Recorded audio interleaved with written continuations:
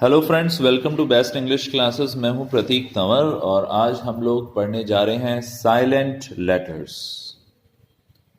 तो एक एक करके हम स्टार्ट करेंगे फ्रेंड्स।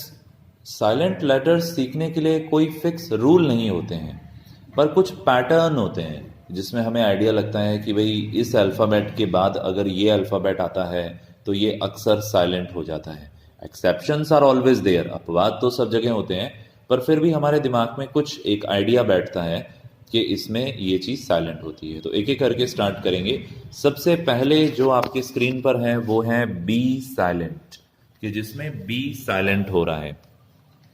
तो पहला वर्ड है डेट, DEBT में बी साइलेंट है, तो इसका सही उच्चारण होगा डेट। इसको डेब्ट नहीं बोलना है, डेट बोलना है। डेट का अर्थ होता है कर्जा, कर्ज या ऋण। दूसरा वर्ड है डाउट, DOUBT।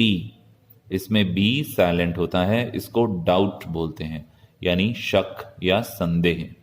तो हमने एक पैटर्न देखा कि भाई बी के बाद जब टी आता है तो काफी वर्ड्स में ये साइलेंट हो जाता है।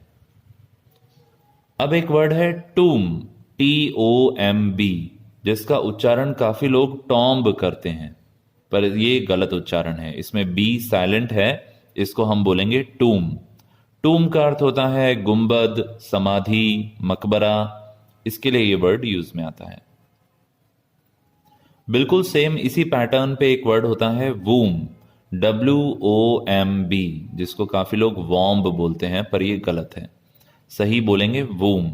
वूम का अर्थ होता है गर्भ या कोख। जैसे मां के गर्भ में बच्चा पलता है, उसे हम इंग्लिश में कहेंगे वूम, और साइंस की भाषा में हम इसे यूटेरस कहते हैं। नेक्स्ट वर्ड है लैम, LAMB, जिसमें बी साइलेंट है और हम इसे कहेंगे लैम, यानी भेड़ का मेमना। जो बच्चा होता है उसे लैम कहते हैं। अब एक वर्ड है नम, नम, इसमें बी साइलेंट है, NUMB। नम यानी सुन्न हो जाना। जैसे सर्दी में हमारी उंगलियां सुन्न हो जाती हैं, नम हो जाते हैं।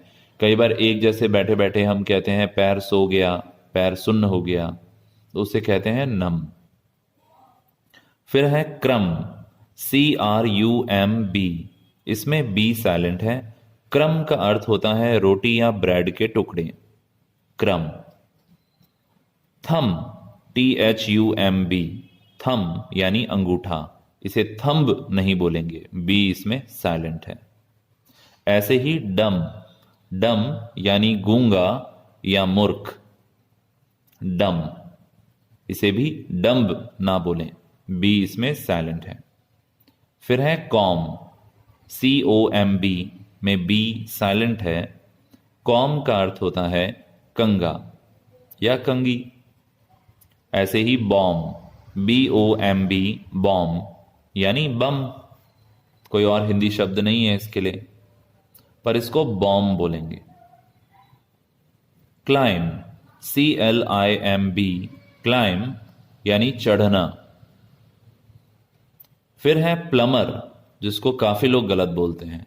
यह प्लम्बर नहीं होता है, प्लमर होता है, यानी नल और पाइप वाला मिस्त्री जो उसे ठीक करता है, पाइप फिटिंग करता है, प्लमर। बी साइलेंट रहेगा।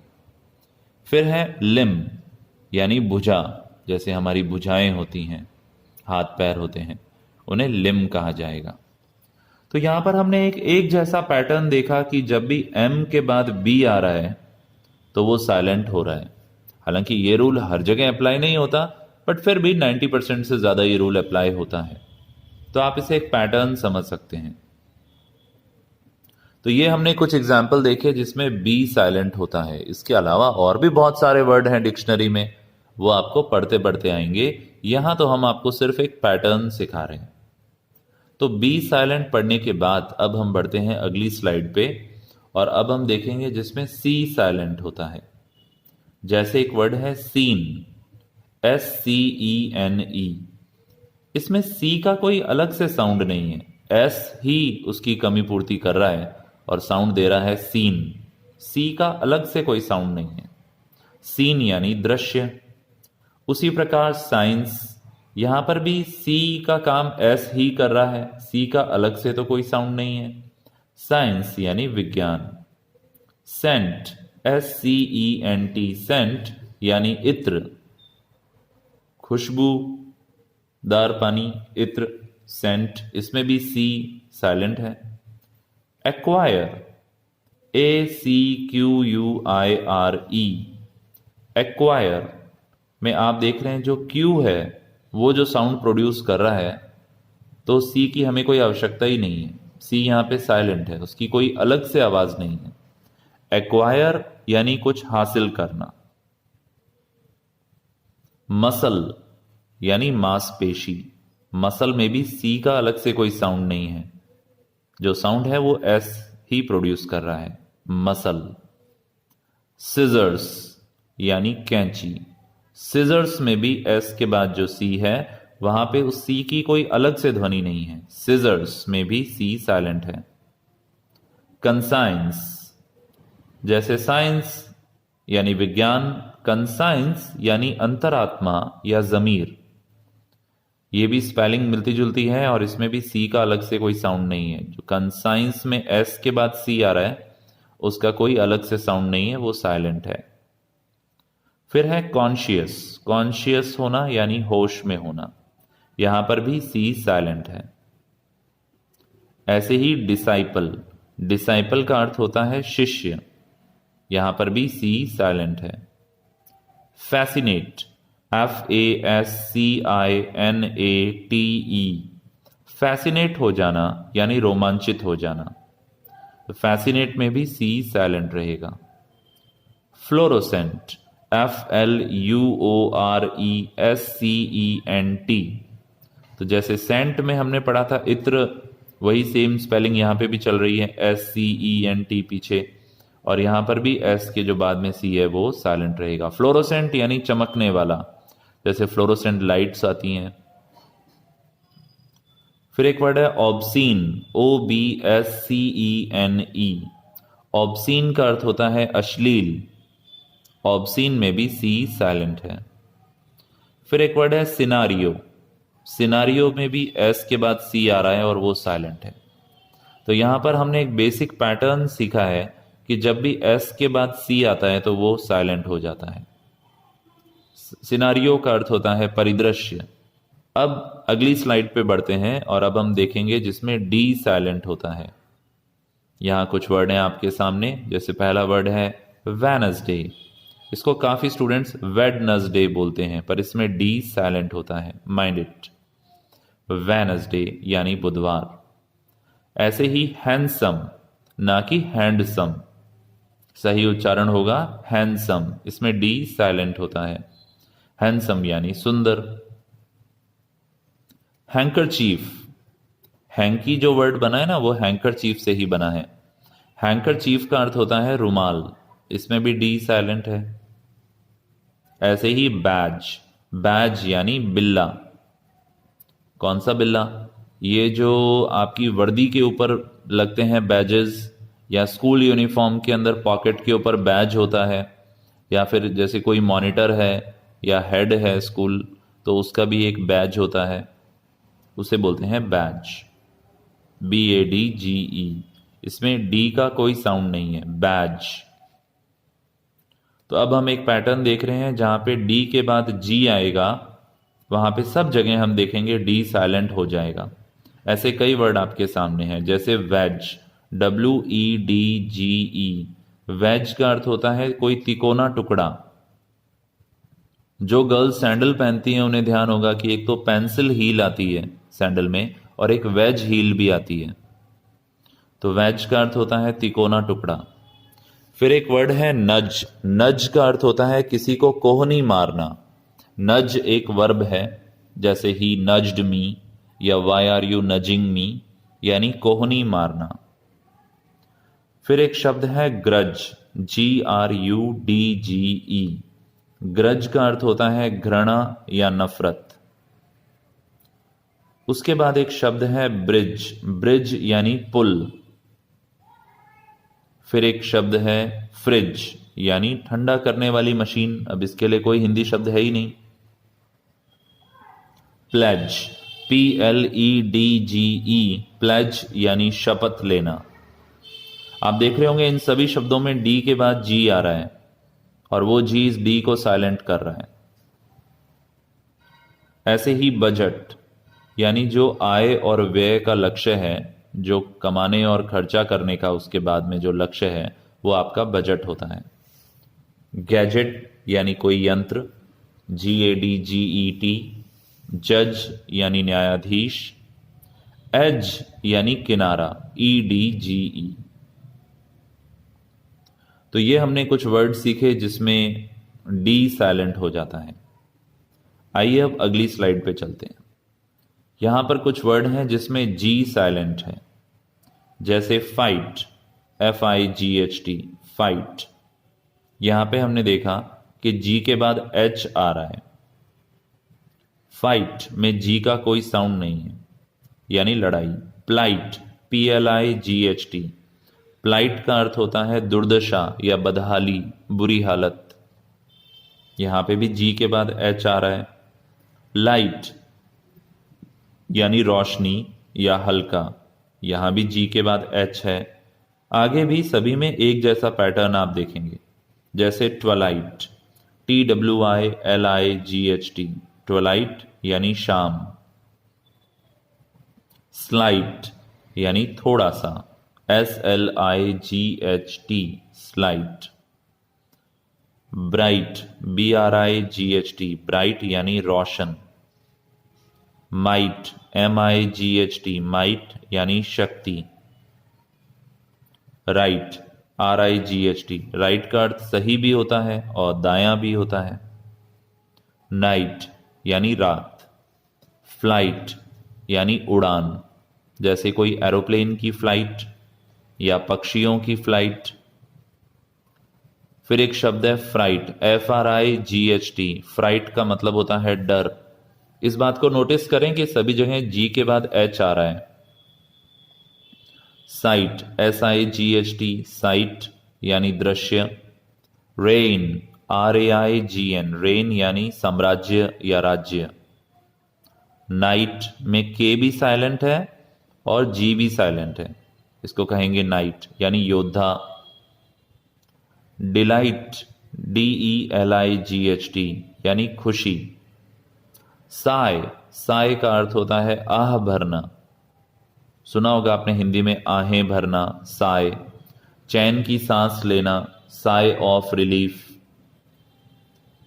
थाय, थाय यानी जांघ, शरीर का अंग है। कफ, COUGH, कफ यानी खांसी। टफ, TOUGH, यानी मजबूत। रफ यानी खुरदरा। इनफ यानी पर्याप्त। दो यानी यद्यपि या वैसे तो, दो और ऑल्दो एक ही बात होती है। फिर है थ्रू, थ्रू का अर्थ है के द्वारा। रिजाइन यानी इस्तीफा। फॉरेनर यानी विदेशी। ने, NEIGH, ने यानी घोड़े का हिनहिनाना, तो उसकी जो साउंड होती है उसको ने बोलते हैं। कैंपेन यानी मुहिम या अभियान। कॉलोन, COLOGNE, कॉलोन का अर्थ भी होता है इत्र। तो अगली स्लाइड में हम लोग देख रहे हैं ऐसे कुछ शब्द जहां एच साइलेंट होता है।